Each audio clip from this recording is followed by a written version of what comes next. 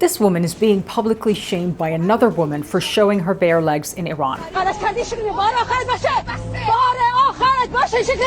Eventually, officers arrive and make her put on pants.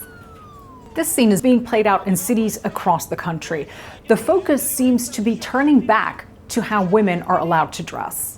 At the height of the war, women without headscarves were even seen at pro-government gatherings. The regime seemed to have bigger priorities, but now hardliners are pushing the hijab back on the agenda.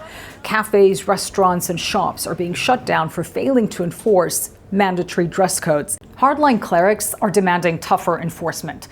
This cleric speaking directly to President Masoud Pezeshkian. تا کجا لباساشونو در بیارن خط قرمز شماست بگید این دیگه نباید انجام بشه. But there's a problem for the regime. Iranian women are not backing down. 4 years ago, the death of Mahsa Amini in custody after being detained by the so-called morality police ignited the woman life freedom protests. The uprising was brutally suppressed, but widespread acts of defiance survived. Today, women walk through Iranian cities without headscarves and ride motorcycles through Tehran, Shiraz, and Isfahan, as the war with the U.S. seems to stall and old confrontation is bubbling up.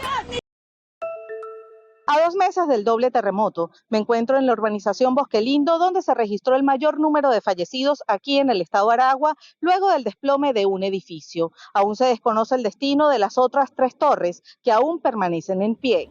En el municipio Mariño se encuentran las ruinas del único edificio que colapsó en la entidad, donde 16 personas fallecieron y una fue rescatada con vida. Otras 2 muertes ocurrieron en los municipios Tovar y Bolívar.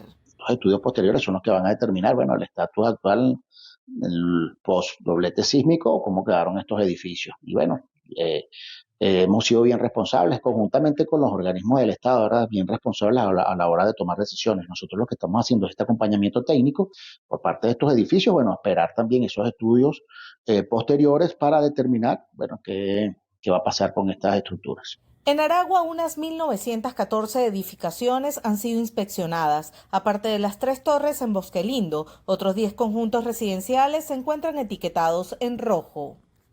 Las autoridades iniciaron el proceso de rehabilitación de más de 400 edificios etiquetados en amarillo, por lo que muchas familias guardan la esperanza de que en los próximos meses puedan regresar a sus hogares. La señora Alma fue evacuada de manera preventiva del sector Andrés Bello. Aunque por ahora vive en casa de su hermana, espera con ansias el inicio de los trabajos de recuperación de su vivienda. La situación en este edificio es que son muchas personas de tercera edad, todas somos ya de 65 para arriba y estamos muy afectadas realmente.